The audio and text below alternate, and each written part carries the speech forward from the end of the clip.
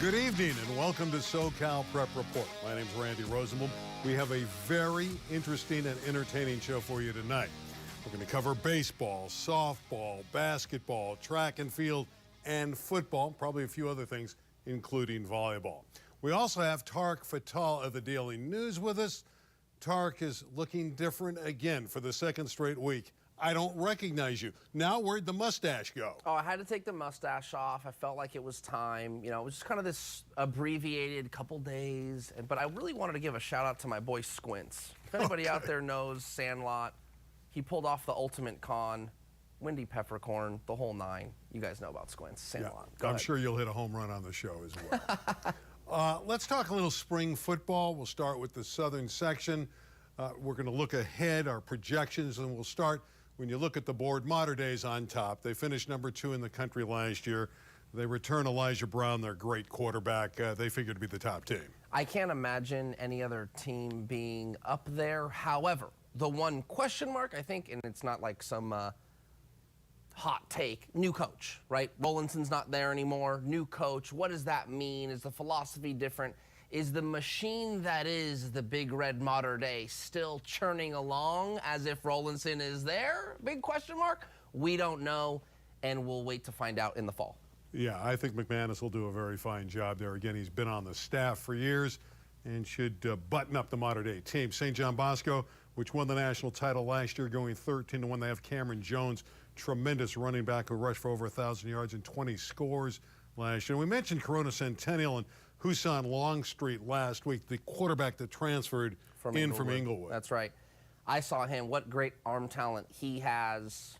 And of course, you know, Coach Logan's going to have that offense moving. I mean, they're good for, you know, anywhere between 50 and 60 points a game because of the league they play in. So those numbers always get hiked up. And they got a great running back, too. And Cornell Hatcher, another guy that rushed for better than 20 touchdowns a year ago. Mission Viejo has Travis Anderson, a free safety that had 9 picks last year, and the 5th team on our board in the southern section, Sierra Canyon. I think that's a team that everyone's keeping an eye on. They recently hired a gentleman by the name of Bruce Bible from Los Alamitos, who's their president of football operations, and it takes a little bit more off the plate of Coach John Ellinghaus. So John Ellinghaus started that program when it was only 8-man football in like 2008 or 9 or something. Then they went to 11-man in 2011, and they've just been climbing up the ladder ever since. They're going for Division I football now. And so with so many moving parts, John Ellinghaus needed a little help. They bring in Bruce Bible, and what's also coming with Bruce Bible is a lot of transfers. So that's why everyone's like, oh, watch out for Sierra Canyon. We'll see. All right, that's spring football for the southern section. Those are the teams that look good. Let's project some of the city schools, and there's a lot of familiar names here. This side of King Drew, which returns a lot of players. Birmingham favored again with Peyton Waters, the top player in this city, versatile guy, offense and defense, returning for the Patriots. I saw Jim Rose last week because he's also the softball coach, and he was telling me that in his time, other than when Milton Knox was at Birmingham, which I think was 2008, since then he has not had this many college football coaches on his campus checking out his team. That's how good his team is coming back this fall. If there was any time to beat Birmingham football, it was this past season, and they won the whole thing. So I can't imagine anyone's going to take them down in the city. Well, Garfield got to the city finals last year. They returned basically their whole team. Damian Cornejo, fabulous running back, had 27 touchdowns a year ago. Banning's got a great wide receiver, and Elijah Huey-Yandel. King Drew, to me, is an interesting team. That is interesting. They return a lot of players. Their quarterback, Keenan Jackson, is outstanding. They have tremendous defensive players. Isaiah Sandy, a linebacker, is good. And then there's Cleveland out of the Valley, which I think could be a great team next year. They have Corey Hall coming back and a tremendous running back in Donovan Powell. The two schools I kind of see, you always got to throw maybe Palisades in there. I think they're always good. They're a charter school. But the other one that I'll give you, Granada. I know they're losing Dijon Stanley, but they're going to bring back Daryl Stanley. They will. The younger cousin, and he's an outstanding back. Bucky Brooks is going to run that crazy, what is it, like 3-wing, or what's it called? The double wing, I think is what the offense is called. And they just run. I don't know why they wouldn't have, if they have 3/4 of the success with Daryl Stanley, as they did with Dijon, they'll be pretty good too. Yeah, it is the double wing. I used to call it the wing tee, but it is Wing the tee, double okay, wing. okay. All right, the East LA Classic is moving again. That's Garfield and Roosevelt. For many, many years, it was at East LA College. It went to the Coliseum last year, which was great. They had a huge crowd. They had a concert. It's going back to East LA College. I want to say, was it like 40,000 people? It was some ridiculous number that showed up. It just goes to show you how much the community loves this game. The Black-Eyed Peas performed.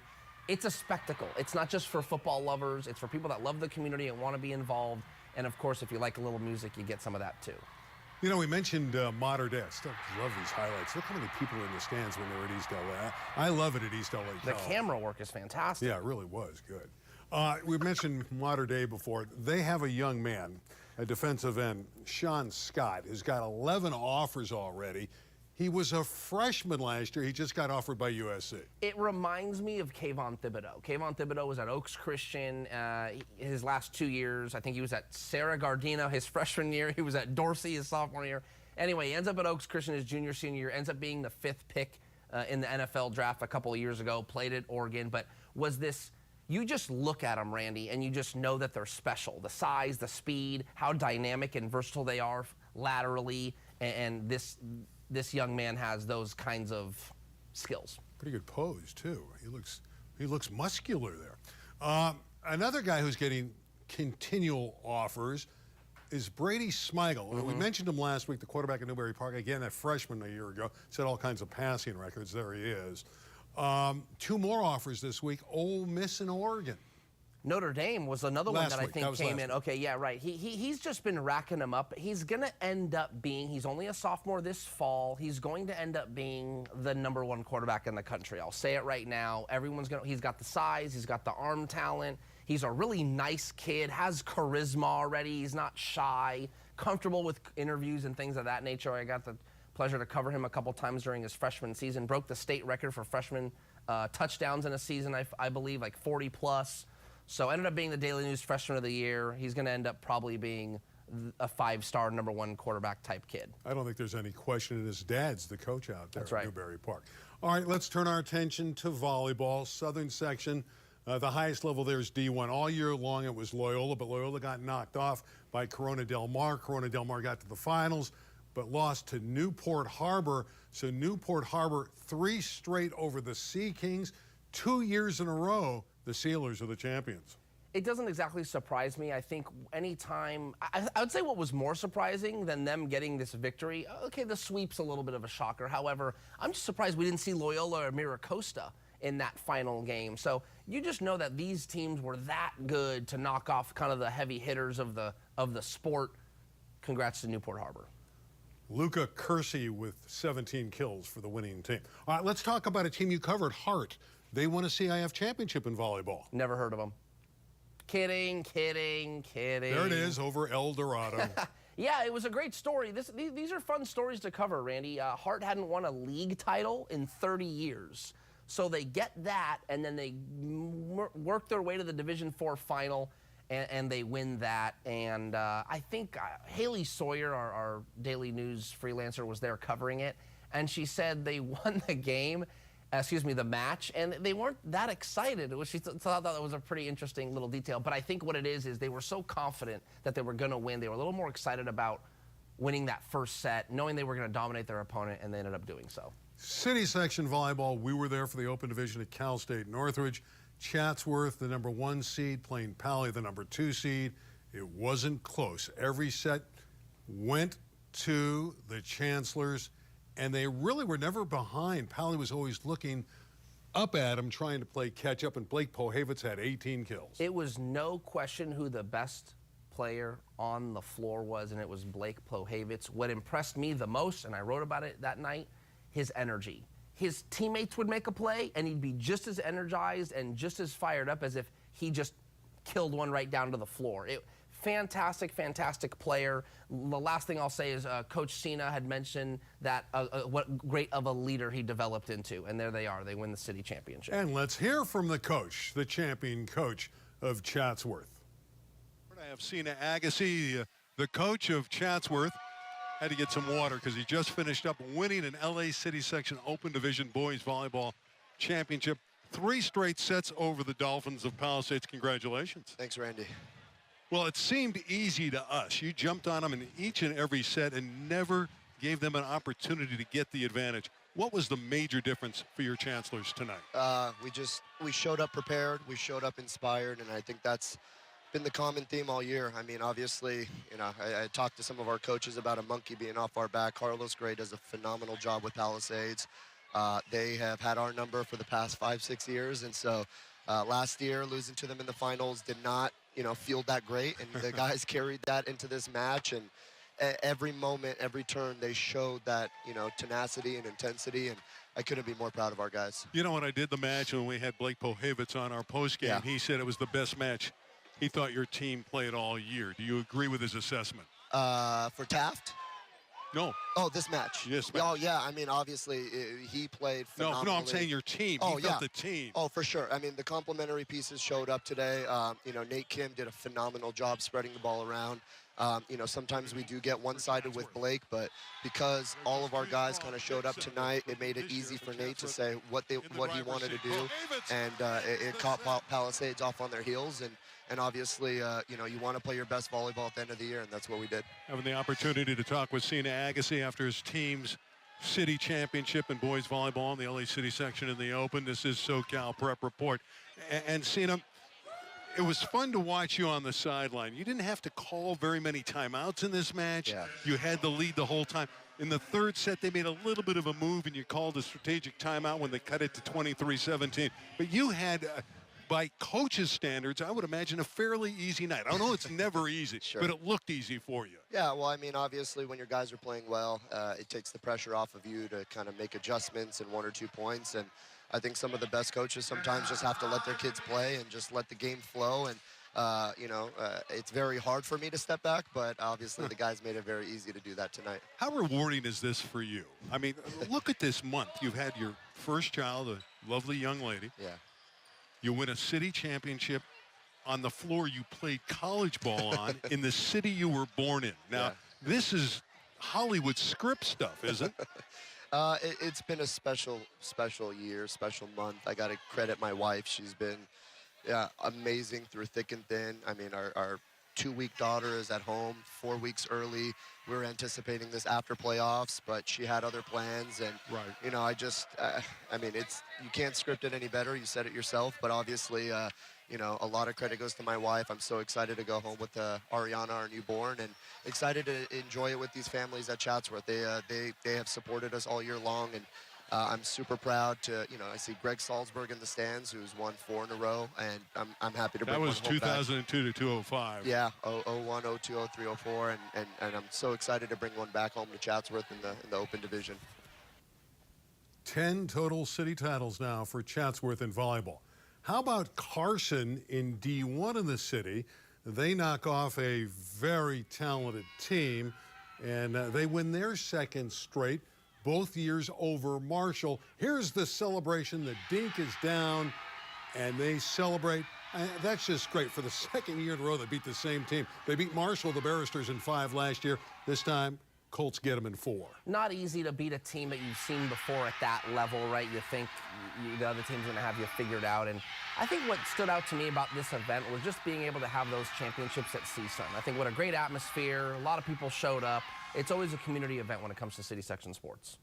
The next division, Division 2, we had Will Reithard, who worked color analyst for us on the match with Palisades and Chatsworth. But he was the head coach at Verdugo Hills, and they lost after winning the first set. Then the Rams ran off 3 sets in a row, and Will ride off into the sunset as the boys' coach. He's going to remain as the girls' coach after 27 years. Had a chance to talk with him, and usually, you know, the press doesn't write about the runner-up much, but I got a chance to talk with Will, and after 27 years of being a boys volleyball coach, there was a lot of reflection he had. I ended up writing a nice story about him, and he cited Teddy Roosevelt as being about the man in the arena. I thought that was really, really cool, and that's what the piece is about. He's not the only guy stepping down. Now, Tom Harp, this legendary coach at Granada Hills in the Valley, he's going to say bye-bye, but to the girls' team. The same thing, he coaches the boys and the girls. He's coached the Highlander girls to 7 titles. He's coming back to coach football. Kidding. You had my hopes up. You really exactly. did. How excited everyone would be. Yeah, Tom Harp is like one of the sneakiest funny dudes you'll meet. He's not exactly beaming with charisma all the time, but if you get a chance to chat with him, man, he is funny and just this wealth of knowledge. I know he'll be missed on the girls' side, but he's going to continue coaching the boys. Yeah, he's done a phenomenal job, and he dates back all the way to John Elway. He helped coach John Elway when he was in high school playing football at Granada Hill, so that was a long time ago. All right, we're going to step out. We're going to hear from our friends at Pacific Surfliner. Baseball's on deck. We'll be back in 30. California has always been a land of discovery. From historic gems to iconic beaches to top attractions. Let the Amtrak Pacific Surfliner be part of your journey as you explore more of the place we call home. Reconnect with the communities you love most, with the people you love most. Isn't it time you rediscovered Southern California? We're ready for some baseball now. We're going to talk Westlake. I know Tarek covers them for the Daily News, and they played this incredible game in the playoffs. And what happened? I went out there on Friday. Game started on time, 3:15. They played 17 innings, okay, 2-2. It was a 4.5 inning game. They thought, call it to darkness. We're coming back. So Saturday morning, I come back. This against South Torrance. Correct, against South Torrance, thank you. So they play 2 extra innings. Nate Johnson ends up being the guy for Westlake, pitches 2 scoreless, hits a sac fly. They win 3-2, 19 innings. Westlake moved on. Part of history, the second longest game in CIF history since 1965. Then they lost to San Marcos. Yes, then they didn't have enough gas the next round. They ran out of steam. How about Corona? You kind of picked this last week over Notre Dame. Notre Dame's the #1 team in the state. Right. Not anymore. I think what happened was you get Corona, and do you know the pitcher's name by chance? You don't. Corona had this pitcher. He's a lefty, and he's fantastic. He's going to UCLA, and there's a lot of lefties in Notre Dame's lineup, and I just felt like it wasn't going to add up for the Knights, and they couldn't score enough runs, so Corona ends up going on to win that game. All right, the Division I semifinals. We have the results on those. Jay Serra is back. They're a team that won the Division I championship a year ago, and then they knock out Corona. Jay Serra just seems to be there every year. The power of Brett Kay. I mean, that guy is a total stand-up coach and such a great, well-respected man amongst the baseball community. And just, like you said, Jay Serra, you just look up, and next thing you know, they're there every year. And they're going to take on Santa Margarita, if I'm not mistaken. Right, that's the other game Trinity we're going League to talk about. Foe. Yeah. Matt Champion pitched a great game against Corona. And then, again, as we look at the other semifinal, Santa Margarita out of the Trinity League, too strong for another Trinity League team. So they had 3 of the 4 teams as they knock off the Lancers of Oulu. I think when it comes to everyone always, okay, the Mission League is really good, Trinity League is really good. Though the Mission League had a lot of quarterfinalists, they all bowed out. And yeah, you're right, 3 of the 4 teams left being Trinity League teams is quite impressive. All right, who do you like? We got the big one coming up. Jay Serra and Santa Margarita. What makes this thing so intriguing, this is their 5th time playing this year. 2-2. Wow. 2-1 in the league for Santa Margarita. Jay Serra Catholic beat them in the big tournament earlier in the year. So this is number 5. They got their top pitchers going. Okay, both #1s are going? The #1s are going. Oh, wow. This is just the perfect matchup, and they obviously know each other extremely well. I'll give Brett Kay the nod. I'll go Jay Serra. They've been there before. This one's at Blair Field, by the way, for everyone out there. That game will be Friday night, if I'm not mistaken. That is correct.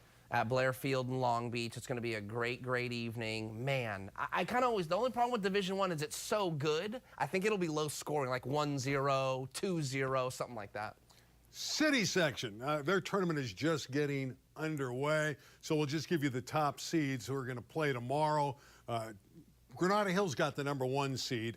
I really think Pally's the team it should be favored, but Granada beat them earlier in the year 6-5. The top 4 seeds are Granada Hills, Pally, Birmingham, and Carson. I think the matchups are really fun. Granada's going to play Cleveland. Birmingham, I think, is playing Narbonne. Carson is playing ECR. and Garfield is playing Palisades. You got it. I think I got it. Hey, Narbonne had a great win because they rallied to beat Roseville. It's going to be some intriguing matchups on Friday afternoon. I will be at USC on Wednesday. I have a feeling we're going to see Granada, El Camino Real, Birmingham, Palisades. I think those are going to be the Final Four at USC on Wednesday. And who am I to argue with Tarek Fatal, who covers these teams on a weekly basis? All right, let's move ahead to softball. Norco is back. I wrote down when they've won championships: 09, 2012, 2018, and 2019. They were runner-up in that span one time as well. Norco, the Cougars, are back, and they're going to play Pacifica, who's had tremendous wins in the tournament in the highest level, which is D1 in the southern section. They knocked off a great Los Alamitos team, and we mentioned it last week. They also knocked off Oaks Christian. This is a big-time matchup. I think Pacifica. It's like the team of destiny. I know Norco's been there before, and you want to go with the veteran team and so on and so forth, but something about this Pacifica team and who they've knocked off and how they've done it has me believing that it's their year. Well, Bryn Nally is a tremendous pitcher for Pacifica. Norco's got a great hitting team. Alyssa Hovermail, I wanted to make sure I got her name right, is the star hitter. She has 9 homers. But again, Norco can hit it, so I don't know if they can hold them down. That's going to be a test for Pacifica. All right, we move ahead and we talk about some city stuff again. Softball, we'll stay in that arena. Granada Hills over ECR in one semifinal, 5-2. No real surprise here. The pitcher, Addison Mormon, has been great as a sophomore for Granada all season long. The Highlanders, I think that was their third, they had already, they played in the West Valley League, and they had beaten ECR twice earlier in the year, so they meet in the semifinals. They beat them for a third time pretty handily. I think Granada's a team to beat. I don't know if Carson has enough. All right, well, we'll look at Carson. They had enough against Birmingham. I mean, they obliterated them 12-2. They have a very good pitcher in Giselle Pantoja, so you know that Pantoja will come back in the next matchup. So obviously Carson, which has a rich tradition, I kind of like Carson here. Wow, okay. I really do, just based on how tough they've been over the years. And when you see that score of 12-2, that to me is very eye-popping. I think Birmingham was in uncharted territory. They'd never really been there before, and Carson took care of that. And I think actually Birmingham was up 2-0 in that game, and Carson scored 12 straight. And you said you mentioned it earlier that you talked about Jim Rose. Again, Jim Rose, the coach of the softball team at Birmingham, was going for an open division championship in football and in softball, but now he's denied. Yeah, he'll be, he came up a little short, but I always want to give credit to Jim Rose. He's the football coach, he's a softball coach, and he's going to coach girls flag football in the fall at Birmingham. His daughter, Jessica, will be the quarterback. Yeah, I've heard great things about her. She's also on the softball team. Shortstop. Yeah, she's really good shortstop, athlete. yeah. How cool is that for him to balance 3 different sports like that? I mean, I don't know how cool he is a and cool coaching guy. his daughter, too. Yeah, he is a cool guy. He would probably tell you it's really busy, but he's a gamer. That's the guy who he enjoys stuff like that. Jim Rose is one of the good ones. So I know he'll look at it as a challenge and he'll have fun. I think he said he's only going to do it for 1 year because he wants to coach his daughter, but he'll get the program lifted off the ground and keep it going. The one thing there, when you look at these softball playoffs, no El Camino Real in the finals. They got knocked off for a down year. They still did pretty well to get all the way to the semis. And then San Pedro was knocked out because of that ineligible player nonsense earlier in the month. So to me, it's a little strange to see Carson, even though they've been a perennial power, but it's always been San Pedro and El Camino Real, really. They're the 2 top schools. We have a little bit different teams in there other than Carson. It's good to see Granada Hills really in the finals. I agree. I do think it's good to see. I think the section is going to welcome a new champion, a new set of teams going for it. You don't want too much dominance. It kind of gets boring. You know what I mean. It's nice to have a little parity. You know what's not boring? Track and field. You know, the Long Beach schools, Wilson and Poly, won the girls and boys southern section in both boys and girls in the track and field. But I want to talk about one guy. Yeah. Roderick Pleasant. Never heard of him. Yes, you have. This guy in the 100 and the 200 meters. Unbelievable, man. Maybe the best sprinter we've ever had in California, and one of the great sprinters in the history of the sport at this age. Sarah product. No, Sarah High. Correct. Always, I do Sarah that every Gardena. week. I mix up Sarah and Sarah. Sarah of Gardena. great star there.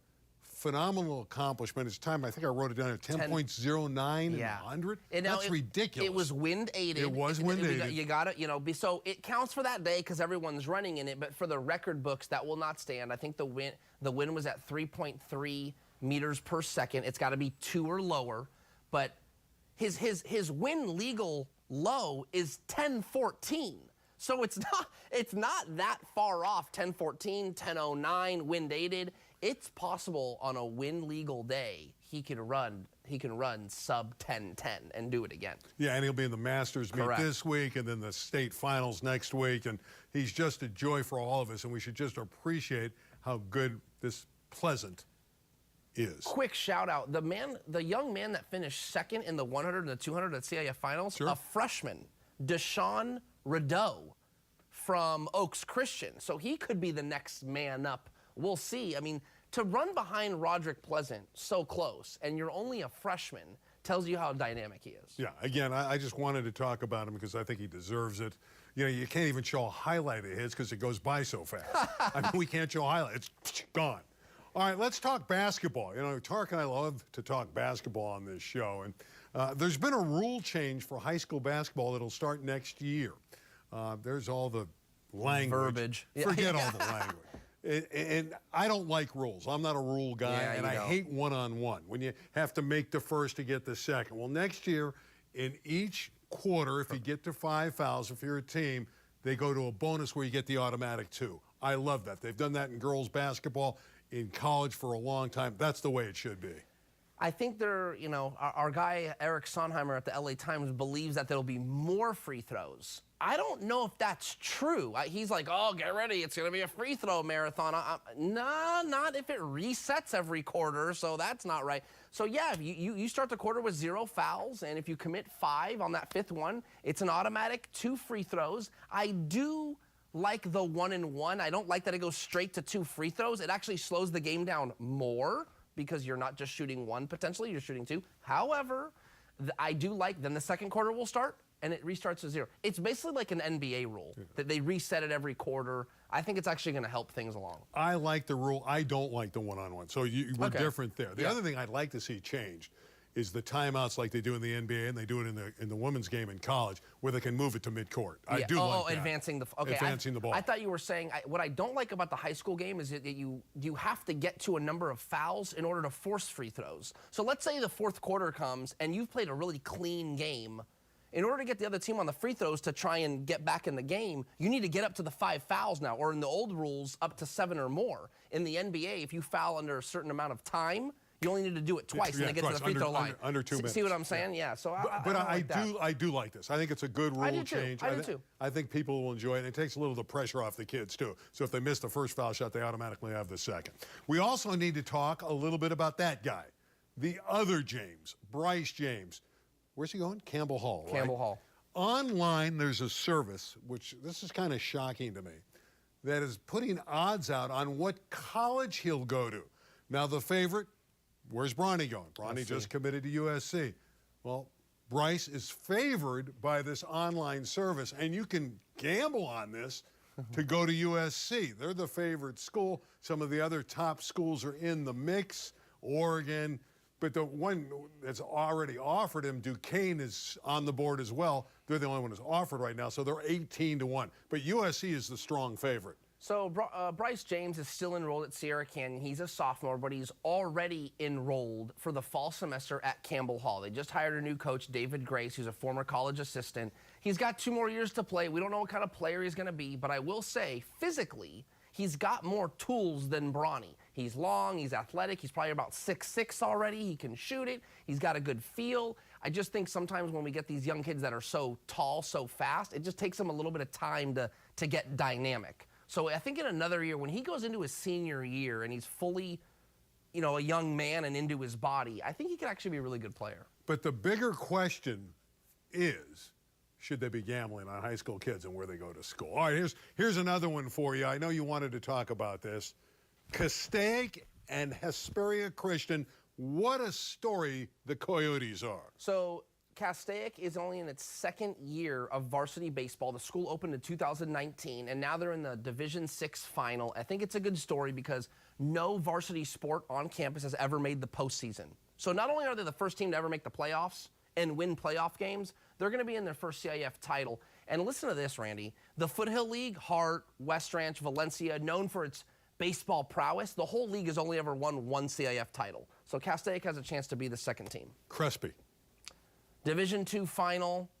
Hey, man, I don't know if you knew Scott Mucky much. I did very well. Egg. I knew him all the way back to Pepperdine when he was their second You know about baseman. Egg? Okay, that's what I always used to say. That was like his, hey, that was his slogan, his trademark sound was Egg. And everyone knows that Crespi is going to be in the Division II final against South Hills on Saturday at 1 o'clock at Long Beach. Everyone's rooting for the Celts. Have fun in Long Beach. I'll be there back-to-back days. I'm sure you will. For Tarek, I'm Randy. I hope you enjoyed the show. We'll have some probable coaches on next week of these championship teams. But for now, that's it for SoCal Prep Report. We'll see you next Thursday, live at 9 o'clock, right here on LA 36. Good night, everybody. It's a little surprising you've never seen Sandlot. I saw the movie. I just forgot I it. didn't know who Squints was. Yeah, but I like his glasses. He smiles. Know who Squints was. Okay. You're watching LA 36, television dedicated to lifelong learning.